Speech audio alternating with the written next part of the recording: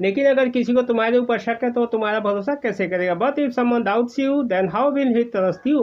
मान लो अगर मुझे तुम्हारे ऊपर शक है तो मैं तुम्हारा भरोसा कैसे करूंगा। Suppose if I doubt you then how will trust you. लेकिन जिसको तुम्हारे ऊपर भरोसा नहीं हो तुम्हारा भरोसा कैसे करेगा। But how will he trust you who does not trust you. जिसको तुम पर शक है वो तुम्हारा भरोसा कैसे करेगा। How can someone who doubts you trust you.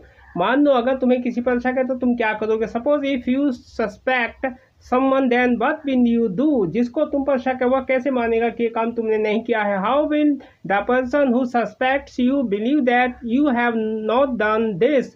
मान लो अगर तुम्हें किसी पर शक है तो तुम क्या करते। Suppose if you suspected someone then what would you do.